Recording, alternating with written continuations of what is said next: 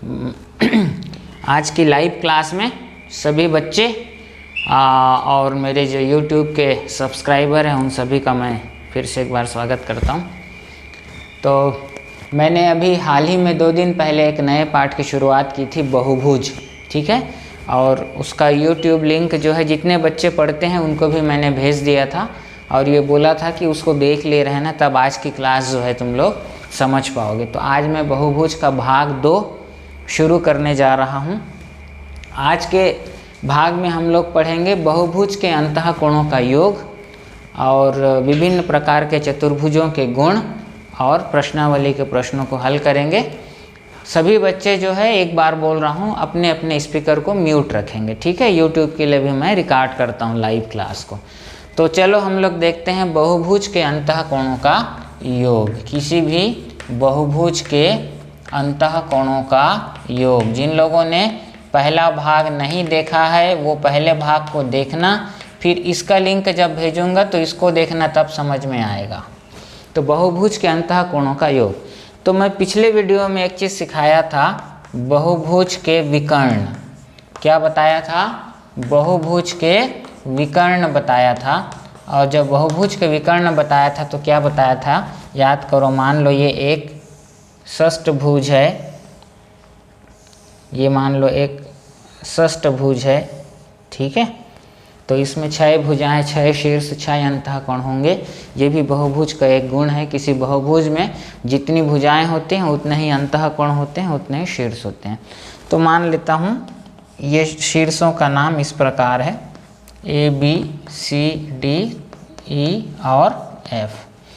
अब मैं बताया था कि किसी बहुभुज के विकर्ण क्या होते हैं। तो मैं बोला था कि कोई भी एक शीर्ष को हमने लिया तो उस शीर्ष से जो संलग्न भुजाएं हैं, माने ऐसी भुजाएं जो इस शीर्ष के साथ सिरा साझा करते हैं। तो ये देखो, ये दोनों, ये भुजा और ये भुजा यहाँ सिरा साझा कर रहे हैं। ये भुजा और ये भुजा दोनों का एक उभयनिष्ठ शीर्ष है। तो ये भुजाएं, ये भुजा और ये वाली भुजा दोनों क्या हो गए, इस शीर्ष A के लिए जो है संलग्न भुजाएं हुई। तो किसी भी शीर्ष को संलग्न भुजाओं वाले दूसरे शीर्ष, उस संलग्न भुजा के दूसरे शीर्षों को छोड़कर, माने हम इस शीर्ष के लिए बात कर रहे हैं, शीर्ष A के लिए, तो इसकी संलग्न भुजाएं कौन कौन है यहाँ पर, AF और AB। तो ये दूसरे सिरे जो हैं B और F, इनको छोड़कर इस शीर्ष से, जिस शीर्ष के लिए हम लोग विकर्ण खींच रहे हैं, इस शीर्ष को उस बहुभुज के अन्य विकर्णों से मिलाने वाला रेखाखंड, इन दोनों शीर्षों को छोड़कर। तो ये एक शीर्ष वह मिला दिए AC रेखाखंड, ये एक विकर्ण हो गया इस षष्ठभुज का। फिर कौन सा शीर्ष बचा, D को A से मिलाए तो AD मिला, A भी क्या हो गया, एक विकर्ण हो गया। और एक शीर्ष और बचा, तो ये कितना हो गया, AE। ये AE भी क्या हो जाएगा, एक विकर्ण हो जाएगा। तो इस प्रकार किसी एक शीर्ष को लेकर उसकी संलग्न भुजाओं को देखना है। संलग्न भुजाओं के दूसरे सिरे को छोड़कर जितने भी शीर्ष बचते हैं, उन शीर्षों को, जिस शीर्ष के संदर्भ में हम विकर्ण खींच रहे हैं, यहाँ पर A है वो शीर्ष, उसके साथ मिला देने पर जो रेखाखंड मिलते हैं वो सभी क्या होते हैं, उस बहुभुज के विकर्ण होते हैं। तो इस षष्ठभुज के इस शीर्ष A के सापेक्ष कितने विकर्ण हो गए, 3 विकर्ण हुए। कितने विकर्ण हुए, 3 विकर्ण हुए। अब देखो, जब हम ये 3 विकर्ण खींचे तो अब ये षष्ठभुज के अंदर कितने त्रिभुज बने उसको ध्यान देना है हमको। हम क्या सीखने जा रहे हैं, बहुभुज के अंतःकोणों का योग सीखने जा रहे हैं, ठीक है। माने जैसे तुम लोग सीखे हो त्रिभुज के अंतःकोणों का योग 180 अंश होता है। ये मान लो एक त्रिभुज है, तो तुम लोग 6वीं कक्षा में ये सीख कर आते हो, बल्कि 5वीं में भी है कि त्रिभुज के तीनों अंतःकोण जो हैं, इन तीनों का योग कितना अंश होता है, 180 अंश होता है। ये सभी लोग जानते हैं।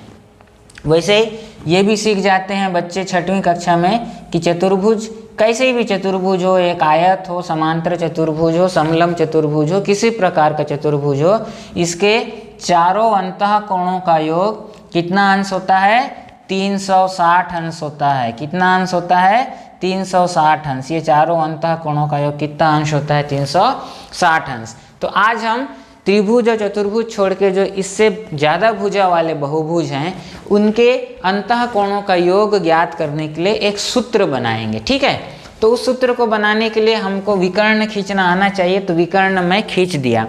तो ये षष्ठभुज था, इसमें भुजाओं की संख्या कितनी है? 6 है। कितनी भुजाएं हैं इसके अंदर? 6 भुजाएं हैं। ठीक है, चलो 6 भुजाएं हैं। और इसके अब देखो इसके विकर्णों को मैंने खींचा तो ये कितने त्रिभुज बने?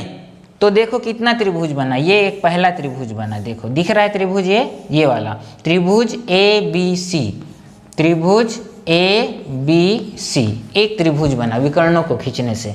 अब देखो ये वाला, ये भी तो त्रिभुज है, ये भी त्रिभुज है। कौन सा त्रिभुज? ACD, त्रिभुज ACD। फिर देखो ये जो ऐसा दिखा रहा हूँ, ये वाला भाग भी क्या है?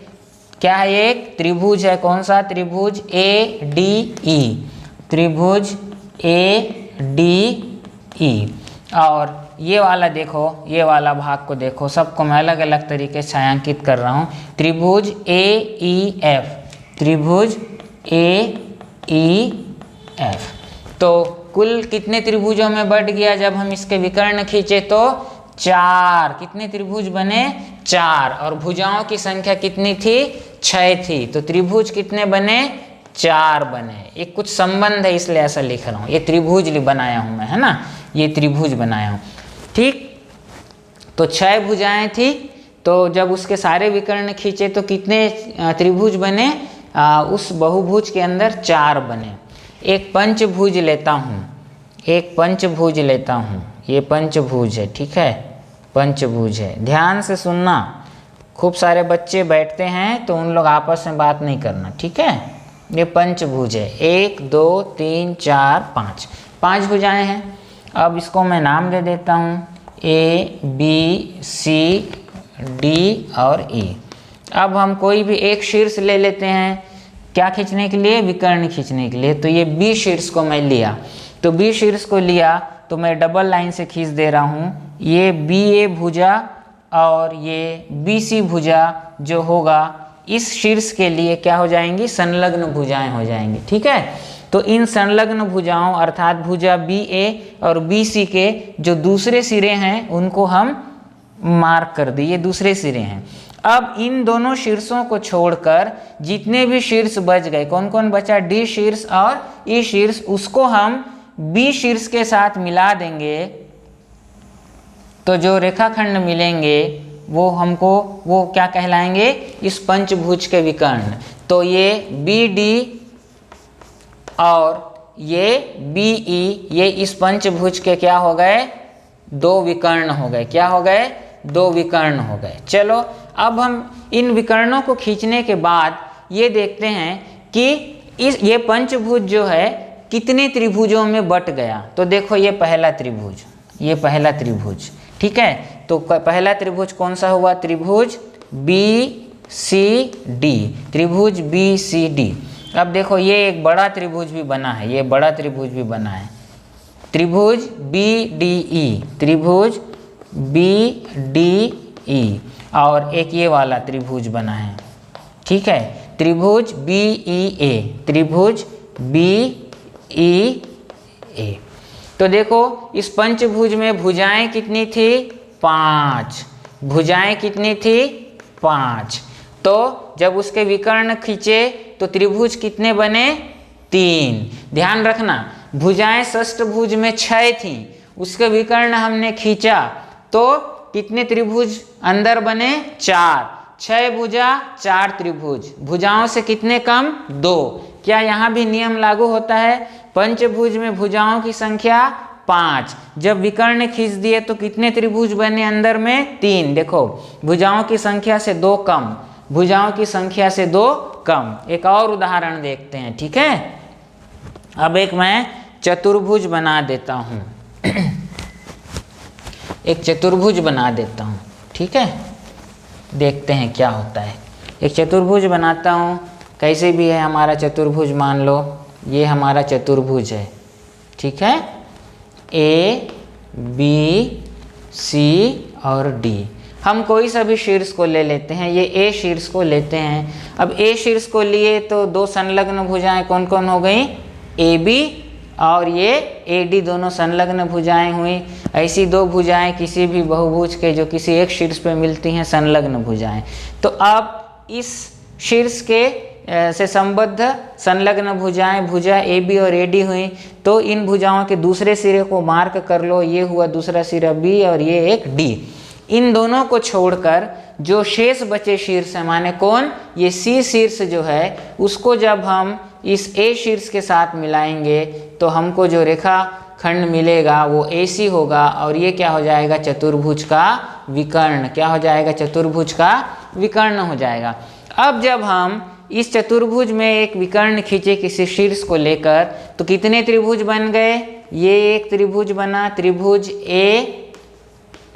ABC, ठीक है, और दूसरा त्रिभुज ये वाला बना, कौन सा दूसरा त्रिभुज बना, त्रिभुज ACD, त्रिभुज ACD। तो कितने त्रिभुज बने, दो त्रिभुज। भुजाएं कितनी थी चतुर्भुज में, 4। अब देखो 4 भुजाएं विकर्ण खींचे तो अंदर कितने त्रिभुज बने, 2, माने जितनी भुजाओं की संख्या हुई उससे 2 कम त्रिभुज। अब षष्ठ भुज में 6 भुजाएं है ना, तो जब हम उसके किसी एक शीर्ष को लेकर विकर्ण खींचे तो वो बहुभुज कितने त्रिभुजों में बढ़ गया, 4। तो 6 भुजा 4 त्रिभुज, माने भुजाओं की संख्या से 2 कम त्रिभुज बने। चतुर्भुज में 4 भुजा तो 2 त्रिभुज बने अंदर में।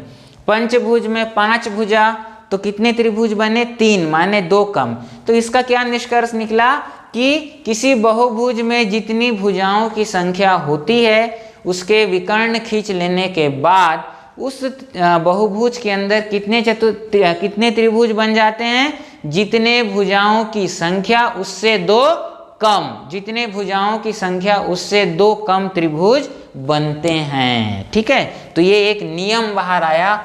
अब ये नियम हमारे लिए बहुत काम का है, तो मैं लिख रहा हूं नियम को। ठीक है,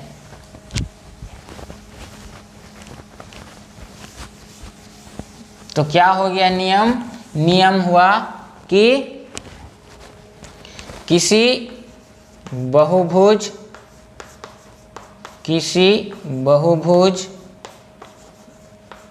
के किसी शीर्ष से विकर्ण खींचने पर उस बहुभुज के भीतर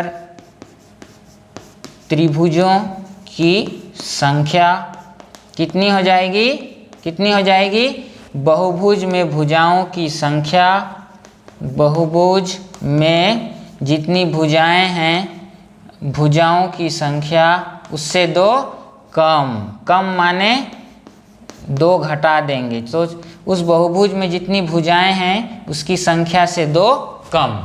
तो हम किसी बहुभुज के किसी शीर्ष से जब सारे विकर्ण खींच लिए किसी एक शीर्ष को लेकर, तो जो उसके अंदर भीतर त्रिभुज बनेंगे उनकी संख्या कितनी होगी, उस बहुभुज में जितनी भुजाएं हैं उससे 2 कम। तो मैंने ऋण 2 लिख दिया। ये कहाँ से आया, चतुर्भुज में कितने त्रिभुज निकले, 2, 4 से 2 हुए माने 2 कम। पंचभुज में 5 भुजा 3 त्रिभुज 2 कम। षष्ठ भुज में 6 भुजा 4 त्रिभुज 2 कम। तो इसलिए एक सामान्य नियम हम बना दिए कि किसी बहुभुज के अंदर त्रिभुजों की संख्या कब, जब हमने किसी एक शीर्ष को आधार मानकर विकर्ण खींचे तो कितने त्रिभुज बने, जितनी भुजाएं उससे 2 कम। तो ये ऋण 2 हो गया। अब भुजाओं की संख्या को हम अगर n मान लें, भुजाओं की संख्या को हम n मान लें, तो हम यहाँ n रख दिए ऋण 2। अब मैं इसको लिख दे रहा हूँ, किसी बहुभुज के भीतर, ठीक है, त्रिभुजों की, ऐसा कर लो n भुजा वाले कर लो, भुजाओं की संख्या को क्या मान लिया मैंने, n भुजा वाले किसी बहुभुज के भीतर त्रिभुजों की संख्या क्या होगी, भुजाओं की संख्या जिसको मैंने n माना से 2 कम माने ऋण 2। तो ये एक तुम्हारा सूत्र बनकर बाहर आया। यदि किसी बहुभुज में n भुजाएं हैं, ठीक है, n का मान कम से कम 3 हो सकता है, क्योंकि त्रिभुज से ही हम बहुभुज मानते हैं। 3 भुजा वाले बंद बहुभुज को ही, बंद आकृति को ही हम बहुभुज की श्रेणी में शामिल करते हैं। या सबसे कम भुजा वाला बहुभुज कौन होता है? त्रिभुज होता है। तो n का कम से कम मान कितना होगा? 3। और अधिकतम मान अनंत हो सकता है। 100 भुजा वाला भी बहुभुज, भले हमको उसको ड्रा करके दिखाने में कठिनाई होगी, लेकिन भुजाओं की संख्या 1000 भी हो सकती, कंप्यूटर ड्रा करके दिखा सकता है। तो n का मान न्यूनतम कितना होगा? 3 होगा, अधिकतम अनंत हो सकता है। तो एक सूत्र क्या बाहर आया? n भुजा वाले किसी बहुभुज के भीतर त्रिभुजों की संख्या बराबर n ऋण 2। हम क्या निकालना सीख रहे हैं? हम निकालना सीख रहे हैं बहुभुज के अंतः कोणों का योग। अब चलो आते हैं अंतः कोणों का योग निकालते हैं। अब यहाँ पर देखो, ये एक त्रिभुज है, एक त्रिभुज है। कितना त्रिभुज है? एक त्रिभुज है। तो इस एक त्रिभुज के सभी अंतः कोणों का योग कितना अंश होता है? 180 अंश होता है। कितना होता है? 180 अंश होता है। अब मैं एक चतुर्भुज लिया, अब इस चतुर्भुज का एक विकर्ण खींच दिया, मैं चतुर्भुज का एक विकर्ण खींच दिया, ठीक है। ये ए शीर्ष के सहारे मैं इसका एक विकर्ण खींच दिया। ये कितने त्रिभुजों में बढ़ गया? 2 त्रिभुज में। तो कौन सा? ये वाला एक त्रिभुज और एक ये वाला त्रिभुज। चलो ये एक ऐसा शेडेड कर दूं और एक ऐसा धारी धारी बना दूं, ठीक है। ये 2 त्रिभुजों में बढ़ गया। अब इसके अंतः कोणों का मान कितना हुआ इस त्रिभुज के? 180 अंश। क्यों? क्योंकि किसी भी त्रिभुज के तीनों अंतः कोणों का मान कितना होता है? 180 अंश। तो ये अंतः कोण, ये अंतः कोण और ये अंतः कोण के योग का मान कितना हुआ? 180 अंश। अब ये त्रिभुज को लो, त्रिभुज ACD को लो, इसके 3 अंतः कोण कौन हुए? कौन हुए? ये कोण, ये कोण और ये कोण, इनके भी योग कितना होगा? 180 अंश। तो अब सब अंतः कोण को मिला दें, तो ये कोण और ये कोण मिला के ये पूरा कोण, ये B पूरा कोण, ये कोण और ये कोण मिला के ये पूरा C कोण और ये कोण पूरा D कोण। तो देखो ये कोण A पूरा आ गया चतुर्भुज का, कोण B पूरा आ गया, कोण C पूरा आ गया, कोण D पूरा आ गया। तो चतुर्भुज के चारों अंतः कोणों का योग कितना हो जाएगा? ये 180 अंश और ये त्रिभुज का 180 अंश। तो 180 अंश धन 180 अंश कितना हुआ? 360 अंश। और तुम पहले से ही जानते हो कि किसी त्रिभुज के सभी अंतः कोणों का योग कितना अंश होता है? 360 अंश। तो ये इस विधि से निकाल रहा हूं। अब मान लेते हैं किसी बहुभुज में, ये पंचभुज है, ये शीर्ष को मैं लिया और यहाँ से मैं विकर्ण खींच दिया, तो कितने त्रिभुज बने? 1 2 3। तो इसके सभी अंतः कोणों का मान 180 अंश, इसके सभी अंतः कोणों का मान 180 अंश और इसके सभी अंतः कोणों का मान 180 अंश। सबको जोड़ो तो 180 अंश धन 180 अंश धन 180 अंश कितना हो जाएगा? 540 अंश। तो किसी पंचभुज के सभी अंतः कोणों का योग कितना अंश होगा? 540 अंश। तो अब इस सूत्र में हम मान को रख देंगे तो हमारा एक नया सूत्र बन जाएगा, ठीक है। तो हमने ये सीखा अब तक कि किसी बहुभुज में जब हम उसके विकर्ण खींच देते हैं तो उसके अंदर त्रिभुज कितने बनते हैं? जितने भुजाओं की संख्या उससे ऋण 2। अब एक त्रिभुज बनेगा तो कितना अंश लेकर आएगा? वो अंतः कोणों के योग के लिए 180 अंश। 2 त्रिभुज रहेगा तो 2 गुणित 180 अंश चतुर्भुज में देखे माने उस बहुभुज के अंतः कोणों का योग कितना हो जाएगा? 2 गुणित 180 अंश। अगर विकर्ण खींचने के बाद किसी बहुभुज के अंदर 3 त्रिभुज बनते हैं तो उसके अंतः कोणों का योग कितना होगा? एक त्रिभुज का 180 अंश, 2 का 2 गुणित 180 अंश, 3 त्रिभुज बना तो 3 गुणित 180 अंश।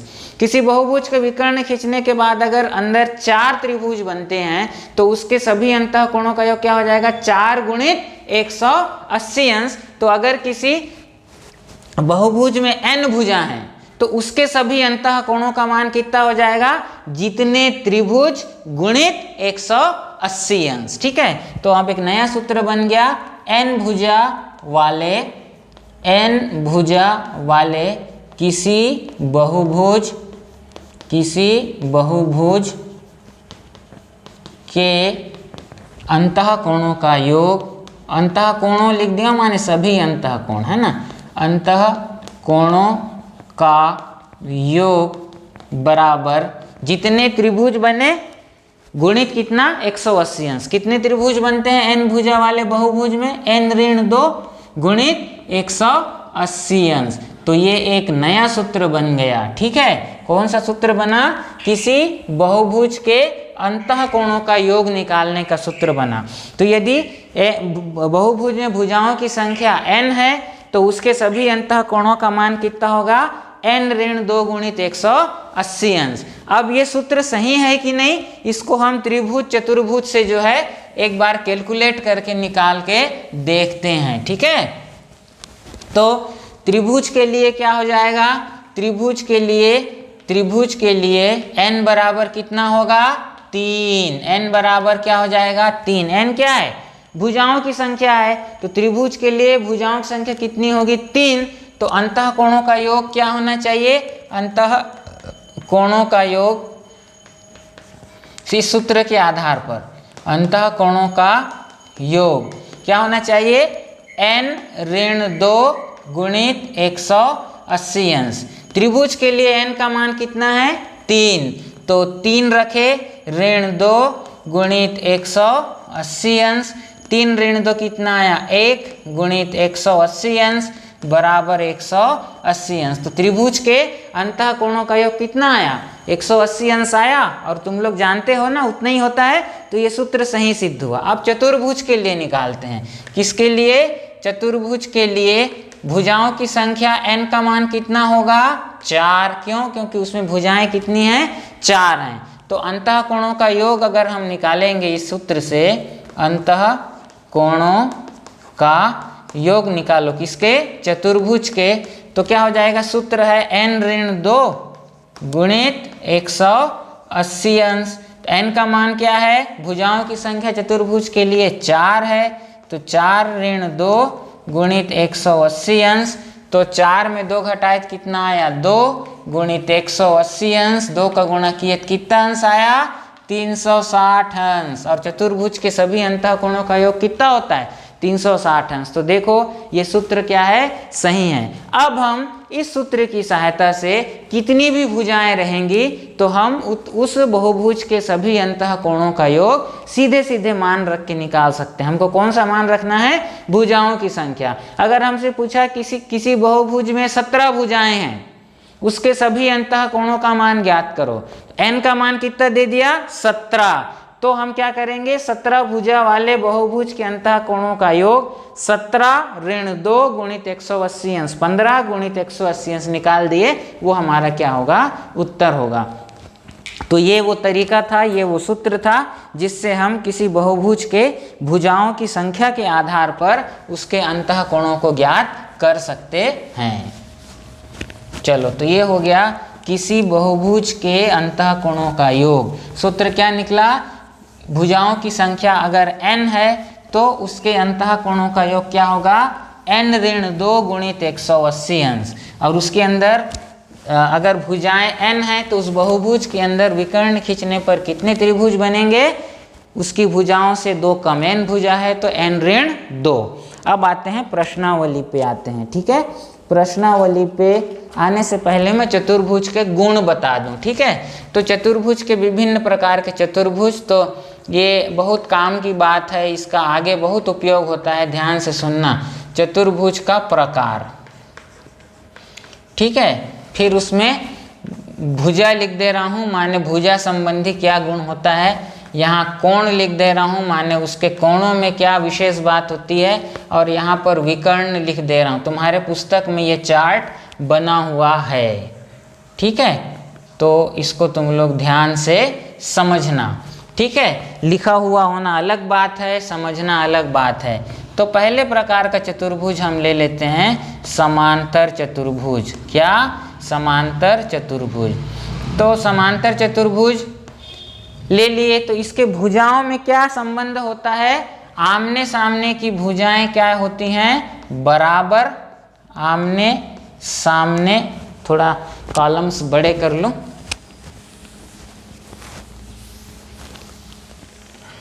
ठीक है,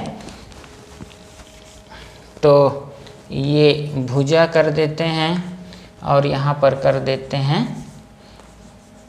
कोण और यहाँ कर देते हैं विकर्ण। अब आसानी होगी लिखने में। ठीक है, चलो तो चतुर्भुज का प्रकार में हम पहला प्रकार क्या लिए, समांतर चतुर्भुज लिए। तो इसकी भुजाओं की क्या विशेषता होती है, आमने सामने की भुजाएं बराबर, भुजाएं कैसी होती हैं, बराबर, बराबर और समांतर। माने आमने सामने की भुजाएं बराबर भी होती हैं और कैसी होती हैं, समांतर होती हैं। ये देखो यहाँ पर समझा दे रहा हूँ, ये एक समांतर चतुर्भुज है, तो आमने सामने की भुजाएं समांतर भी होंगी, माने एक दूसरे कभी नहीं काटेंगी और बराबर होंगी। फिर ये एक जुड़ी है, ये वाला और ये वाला, ठीक है, तो ये दोनों भी क्या रहेंगे, समांतर रहेंगे और ये दोनों भी कैसे रहेंगे, बराबर। तो भुजाओं का गुण हो गया समांतर चतुर्भुज के आमने सामने की भुजाएं बराबर और समांतर। कोण, ठीक है, तो कोण में क्या होता है, सम्मुख कोण,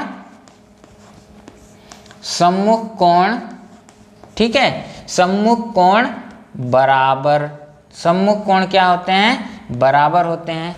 तो सम्मुख कोण कौन सा, ये कोण और ये कोण, ये दोनों बराबर होंगे, ठीक है, और ये वाला कोण और ये वाला कोण, ये क्या होंगे, आपस में बराबर होंगे। तो आमने सामने के जो कोणों का जोड़ा है उनका मान आपस में क्या होगा, बराबर होगा। अब आते हैं विकर्ण पे। विकर्ण के बारे में उस दिन बताया था, तो जो समांतर चतुर्भुज के विकर्ण हैं रचना वाले पाठ में, वो कैसे होते हैं, प्रतिच्छेद बिंदु पर, प्रतिच्छेद बिंदु पर, प्रतिच्छेद बिंदु पर एक दूसरे को, प्रतिच्छेद बिंदु को पर एक दूसरे को समद्विभाजित करते हैं। किसके विकर्ण, समांतर चतुर्भुज के विकर्ण, समांतर चतुर्भुज के विकर्ण, ठीक है। तो प्रतिच्छेद बिंदु पर एक दूसरे को क्या करते हैं, समद्विभाजित करते हैं। माने ये एक समांतर चतुर्भुज हुआ, आमने सामने की भुजाएं बराबर भी हुई, समांतर भी हुई, ठीक है। तो क्या हो जाएगा, इसके विकर्णों को जब हम देखें, ये एक पहला विकर्ण है, ये एक दूसरा विकर्ण है, ये प्रतिच्छेद बिंदु हुआ दोनों विकर्णों का। प्रतिच्छेद माने काटना, तो ये जो बिंदु होता है ये दोनों विकर्णों का क्या होता है, मध्य बिंदु होता है। इसलिए बोला कि इसके विकर्ण जो है प्रतिच्छेद बिंदु पर एक दूसरे को समद्विभाजित, सम माने समान, द्वि माने दो भागों में बांटते हैं। तो ये बिंदु दोनों विकर्णों को, ये बिंदु इस विकर्ण को समद्विभाजित करता है, माने इधर का भाग और इधर का भाग बराबर, और इस विकर्ण को भी दो बराबर भाग में बांटता है, इधर का भाग और इधर का भाग बराबर, ठीक है, ये हो गया। फिर आते हैं आयत में, आते हैं, ठीक है ना। आयत, दूसरा चतुर्भुज हम ले लेते हैं आयत, ठीक है। आयत जो होता है उसकी आमने सामने की भुजाएं, आमने सामने की भुजाएं बराबर भी होती हैं और समांतर भी होती हैं, यही गुण है। आमने सामने की भुजाएं बराबर भी होती हैं और समांतर भी होते हैं, ठीक है। कोण, कोण में क्या है, सभी कोण बराबर, सभी कोण बराबर, ठीक है, और प्रत्येक कोण का मान कितना होता है, 90-90 अंश का। प्रत्येक कोण का मान कितना होता है, 90-90 अंश का, समझ गए।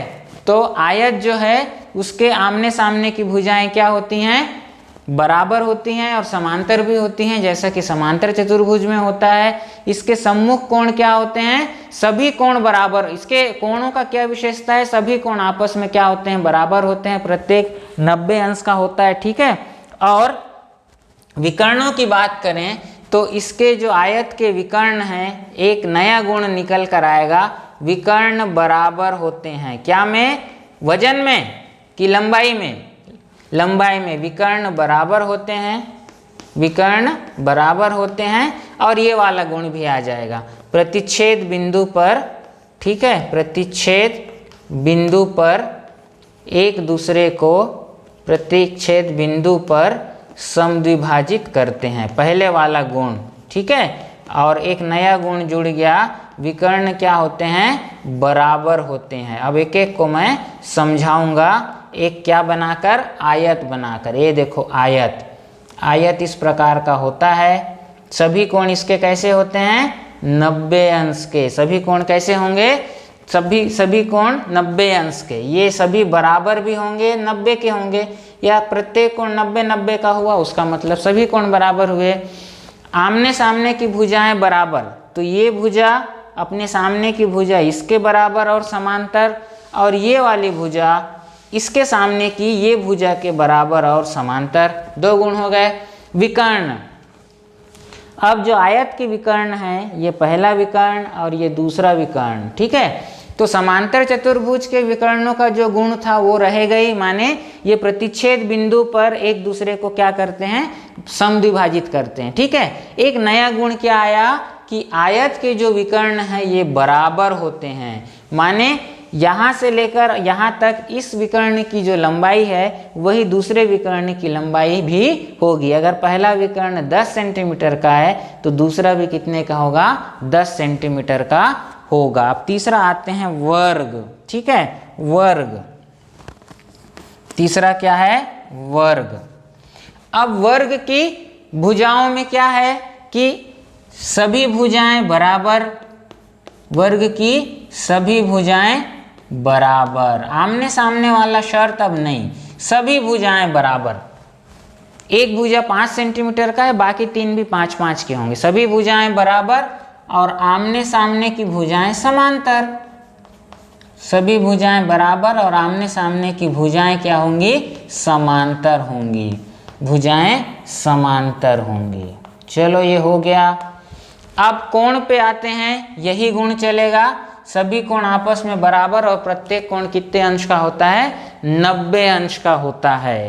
अब विकर्णों में फिर एक गुण जुड़ जाएगा इन दोनों गुणों के अलावा।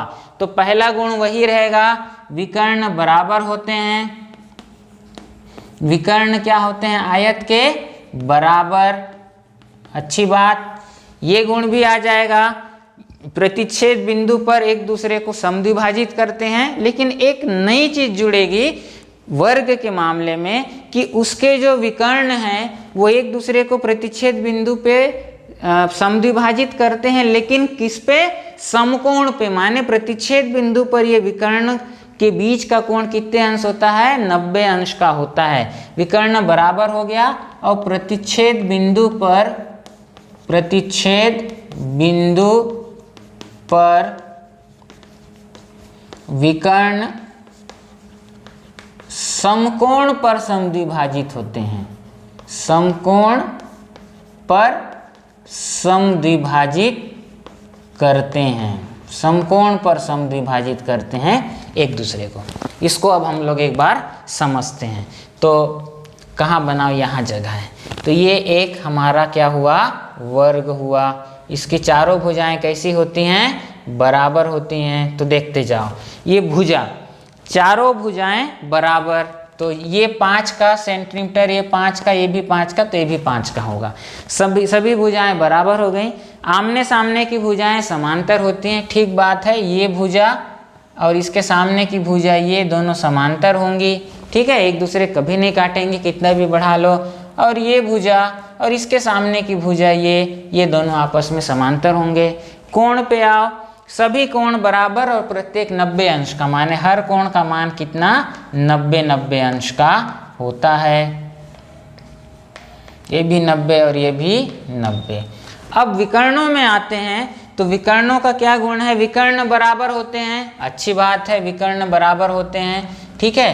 तो समांतर चतुर्भुज से अगर हम शुरू करें, तो समांतर चतुर्भुज के गुण से अगर हम लेते चलें, तो पहला तो यह है कि विकर्ण एक दूसरे को प्रतिच्छेद बिंदु पर समद्विभाजित करते हैं, ठीक बात है। फिर आयत से एक गुण आया, क्या, इसके विकर्ण क्या होते हैं, बराबर होते हैं। तीसरा नया गुण जुड़ गया वर्ग में, और वो गुण क्या है कि इसके विकर्ण प्रतिच्छेद बिंदु पर कैसे रहते हैं, समकोण पर समद्विभाजित होते हैं। माने ये प्रतिच्छेद बिंदु हुआ, ये एक विकर्ण इस तरीके से है और ये विकर्ण इस तरीके से है, तो ये समद्विभाजित हो रहे हैं इस बिंदु पर, लेकिन कैसे? समकोण पर, माने इनके बीच का कोण अगर हम इस बिंदु पे निकालें, किस बिंदु पे? प्रतिच्छेद बिंदु पे, तो इन विकर्णों के बीच का कोण कितना आएगा? 90 अंश। इधर से भी नापेंगे तो कितना आएगा? 90 अंश। ऐसा भी नापेंगे तो कितना आएगा? 90 अंश। और ऐसा भी नापेंगे तो कितना आएगा? 90 अंश। तो वर्ग में क्या हो गया कि विकर्ण बराबर और क्या होते हैं? प्रतिच्छेद बिंदु पर एक दूसरे को समद्विभाजित करते हैं। और कैसे? समकोण पर समद्विभाजित करते हैं। और चौथा जो है वो है समचतुर्भुज। क्या है? समचतुर्भुज है। क्या है? समचतुर्भुज है। ठीक है। तो समचतुर्भुज में क्या हो गया? यहाँ पर फिर आ जाओ, हम भुजाओं के बारे में लिख रहे हैं। ये यहाँ पर भुजा का गुण लिखना है। तो भुजा कैसे होंगे? सभी भुजाएं बराबर, सभी भुजाएं बराबर, सभी भुजाएं बराबर। ठीक है। और आमने सामने की भुजाएं समांतर, आमने सामने की भुजाएं कैसी होती हैं? समांतर होती हैं। ठीक है। चलो, कोण, अब समचतुर्भुज जो होता है उसके सभी कोण बराबर नहीं होते हैं। क्या होता है? सम्मुख कोण क्या होते हैं? बराबर होते हैं। कैसे होते हैं? सम्मुख कोण बराबर होते हैं, माने यहाँ पर समांतर चतुर्भुज जैसा गुण रहेगा। सम्मुख कोण बस बराबर होंगे। एक कोण 90 अंश का है तो उसके ठीक सामने वाला कोण भी 90 का। इधर का कोण 130 अंश का है तो उधर का भी 130 अंश का। और अगर हम इसके विकर्णों को देखें तो इसके विकर्ण में एक ही गुण है, विकर्ण प्रतिच्छेद बिंदु पर, प्रतिच्छेद बिंदु पर समकोण में समद्विभाजित होते हैं, समकोण में समद्विभाजित करते हैं। ये गुण आया जो कि एक वर्ग से आया हुआ गुण है। ठीक है। तो यहाँ पर मैं बना दूँ एक समचतुर्भुज। समचतुर्भुज ऐसा दिखता है, चारों भुजाएं कैसी? बराबर, और आमने सामने की भुजाएं कैसी? समांतर। ठीक है। तो चारों भुजाएं बराबर, आमने सामने की भुजाएं समांतर। तो ये चारों भुजाएं बराबर, आमने सामने की भुजाएं ये और ये समांतर, ये और ये समांतर। अब कोण कैसे हो गए? सम्मुख कोण बराबर होते हैं, जैसे समांतर चतुर्भुज में था, ये कोण और ये कोण बराबर होंगे। ठीक। और ये कोण और ये कोण बराबर होंगे, ये नहीं, ये और इसके सम्मुख कोण, ये और इसका सम्मुख कोण आपस में बराबर। विकर्ण में क्या होगा?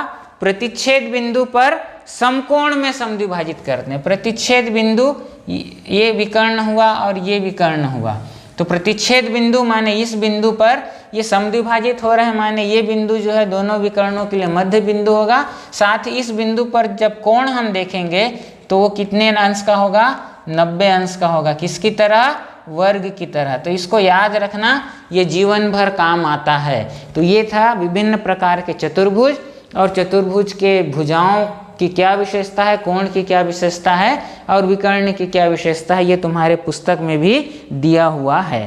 तो अब 40 मिनट हो गए, 10 मिनट बचा है। फटाफट जो है एक आध प्रश्न बना देता हूँ। जिसको वीडियो समझ में नहीं आएगा, ये क्लास समझ में नहीं आएगी, कितना बढ़िया टेक्नोलॉजी का प्रयोग है ना। हमारे समय में कुछ भी नहीं रहता था। देखो, बार बार रिवर्स कर करके देखो, सीखो। तुम्हारा शिक्षक पास में है या नहीं है उससे कोई फर्क नहीं पड़ता है। ठीक है। बार बार देखो। जिनको सीखने की ललक है, YouTube में वीडियो देखने के लिए ज़्यादा फ़ोन का डेटा भी खर्च नहीं होता है। जो खर्च होता है मेरा खर्च होता है। ठीक है ना। एक वीडियो 6 GB का रहता है। मेरे पास ब्रॉडबैंड है तो मैं एक दिन में 100 वीडियो भी बना डाल सकता हूँ। अगर सादा फ़ोन रहता तो मेरे लिए बहुत महंगा होता। ठीक है। तो अब प्रश्नावली में आते हैं। तो ये जो ऑब्जेक्टिव प्रश्न है ये तो बना लोगे। ठीक है। मैं खाली स्थान बता दूं। निम्नलिखित रिक्त स्थानों की पूर्ति करो। ऐसा चतुर्भुज जिसके विकर्ण बराबर होते हैं तथा प्रतिच्छेद बिंदु पर समकोण बनाते हैं उस चतुर्भुज को, विकर्ण बराबर और प्रतिच्छेद बिंदु पर समकोण बनाते हैं उस चतुर्भुज को वर्ग कहते हैं। वह चतुर्भुज जिसमें केवल एक सम्मुख भुजा समांतर होती है वो समलंब चतुर्भुज होता है। समलंब चतुर्भुज में सिर्फ एक जोड़ी भुजा जो है वो समांतर होते हैं, इस प्रकार का होता है समलंब चतुर्भुज। तो जो एक ही जोड़ा ये वाला और ये वाली भुजा आपस में समांतर होता है, एक पेयर। चतुर्भुज में दो पेयर हुए, दो जोड़े हुए भुजाओं के एक जोड़ा समांतर होता है, इसको क्या बोलते हैं? समलंब चतुर्भुज। क्या बोलते हैं? समलंब चतुर्भुज बोलते हैं। किसी बहुभुज में यदि 6 शीर्ष होंगे तो उसमें भुजाओं की संख्या भी 6 होगी, क्योंकि किसी बहुभुज में भुजाओं की संख्या, अंतःकोणों की संख्या और शीर्षों की संख्या समान होती है। यदि किसी बहुभुज में भुजाओं की संख्या n है तो किसी एक शीर्ष से सभी विपरीत शीर्षों को मिलाने पर बनने वाले त्रिभुजों की संख्या भुजाओं की संख्या से 2 कम होती है। भुजाओं की संख्या n है तो त्रिभुजों की संख्या कितनी हो जाएगी? n-2 हो जाएगी। ठीक है, तो ये हो गया। आज के लिए इतना ही रखते हैं, ठीक है, क्योंकि 45 मिनट हो गया है, आधे में रुकना पड़ जाएगा। तो आज की क्लास को मैं यहीं पर समाप्त कर रहा हूँ और बच्चों से मैं अभी 2 मिनट बाद भी करूँगा। ठीक है, बच्चे रुकेंगे।